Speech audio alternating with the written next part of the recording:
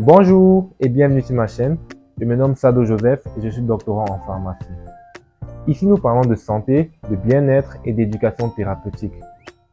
Dans la vidéo précédente, que je vous invite de regarder si ce n'est pas déjà fait, nous avons parlé des manifestations et des complications du diabète.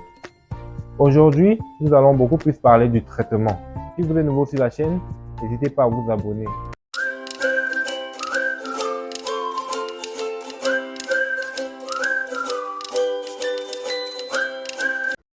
Salut, je suis le docteur Méto, néphrologue spécialiste des maladies du rein. Aujourd'hui, on va vous parler des aspects thérapeutiques du diabète. Alors, la première chose à savoir dans la prise en charge du diabète, c'est les mesures hygiéno-diététiques. Parce que bien qu'on vous mette sous un traitement médicamenteux, tant que vous n'ayez pas respecté les mesures d'hygiène et de mode de vie qu'on vous prescrira, le traitement médicamenteux ne marchera pas. Donc, la première étape du traitement, c'est les mesures hygiéno-diététiques.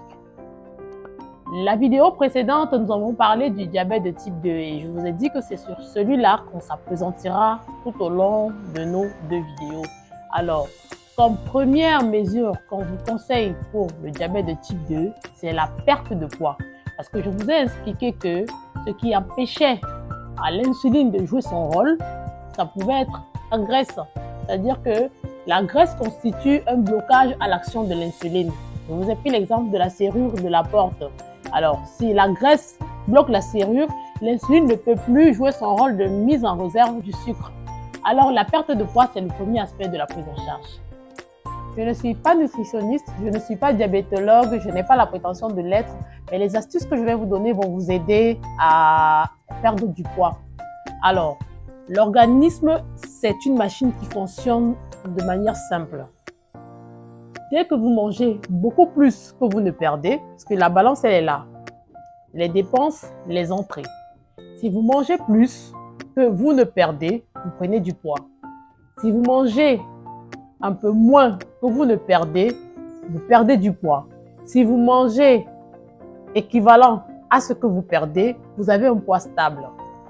Et pour évaluer votre poids, savoir si vous êtes maigre, en surpoids ou en obésité, il y a une formule simple que nous utilisons en médecine, c'est l'indice de masse corporelle, qui est le poids sur la taille au carré. Et donc, quand on a une IMC, c'est le diminutif de l'indice de masse corporelle, inférieur à 25, on est dans la marge normale. Quand on est en dessous de 19, on est en sous-poids. Quand on est entre 25 et 29, on est en surpoids.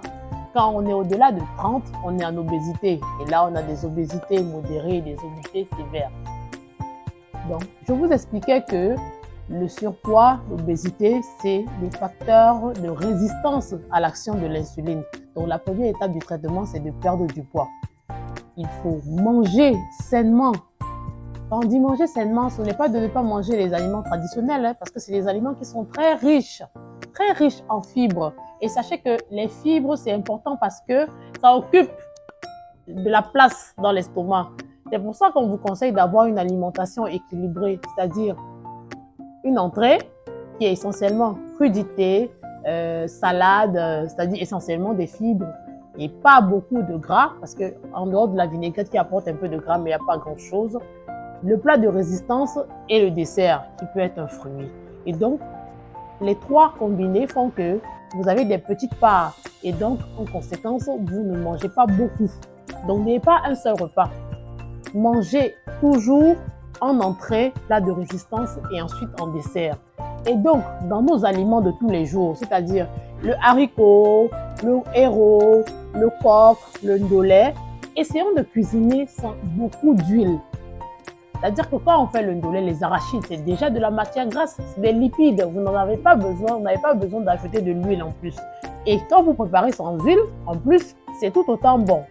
Quand vous faites par exemple le héros, vous mettez de l'huile rouge, vous pouvez mettre juste une quantité qui est mesurée. Vous n'avez pas besoin de mettre beaucoup d'huile pour que ce soit bon. Également, dans les autres aliments tels que les pommes pilées, le coquille, le macabo râpé, vous n'avez pas besoin de mettre beaucoup d'huile pour que ce soit appétissant. Vous pouvez continuer de consommer les aliments traditionnels tout en mangeant sainement.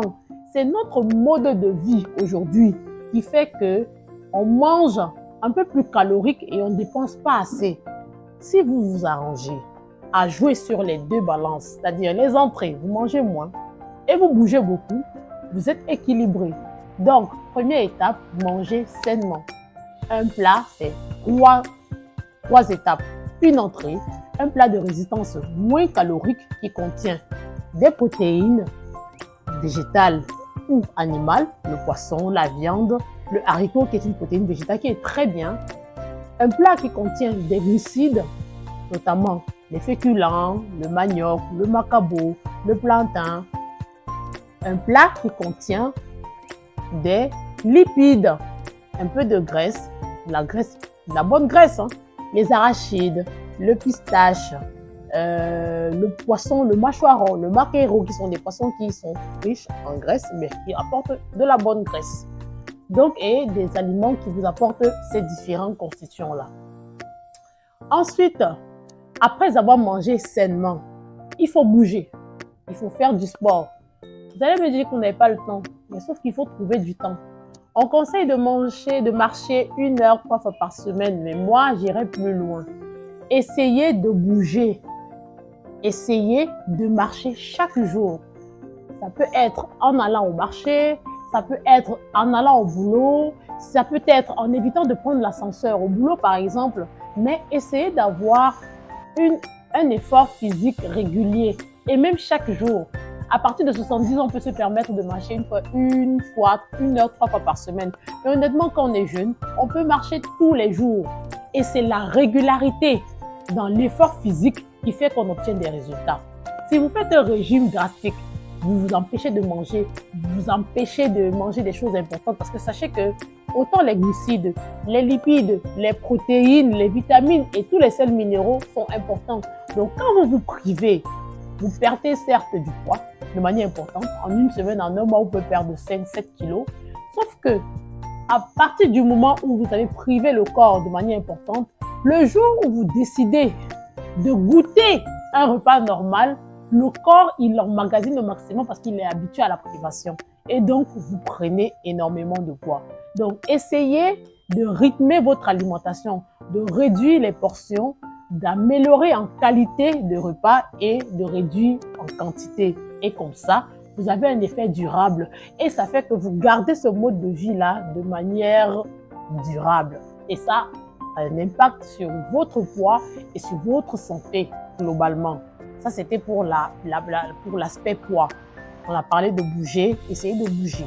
Ça, c'est l'aspect pour le poids. Le deuxième aspect de la prise en charge, c'est vraiment le traitement médicamenteux. Je ne vais pas m'étaler sur le traitement médicamenteux parce que sachez que chaque molécule qu'on prescrit, c'est en fonction d'un certain nombre de choses.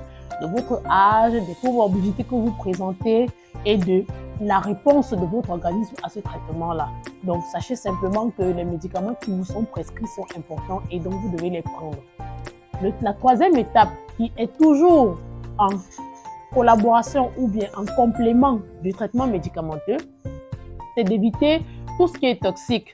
Donc, éviter le tabac, réduire la consommation d'alcool et peut-être même l'arrêter. Éviter de consommer les médicaments qui sont toxiques, les médicaments qui ne sont pas prescrits par votre médecin, c'est-à-dire l'automédication, il faut l'éviter. Il faut éviter les médicaments traditionnels dont on ne connaît pas la provenance et dont on ne connaît pas forcément la qualité et même le contenu. Et enfin, il faut consulter régulièrement parce que tout ceci doit rester dans le cadre d'un suivi médical. C'est-à-dire que même si vous avez un diabète qui est équilibré, vous vous sentez très bien, sachez que vous devez voir le médecin au moins 2 fois par an pour faire le point sur la pathologie. Parce qu'il y a des complications qui peuvent être asymptomatiques et qui seront dépistées par le bilan des complications du diabète qu'on fera 2 fois ou 1 fois par an en fonction des cas. Donc, au final, la prise en charge, c'est les mesures hygiéno-diététiques, très importantes, c'est le traitement médicamenteux, c'est éviter tous les toxiques, et rester connecté à votre médecin. Voilà globalement l'aspect thérapeutique.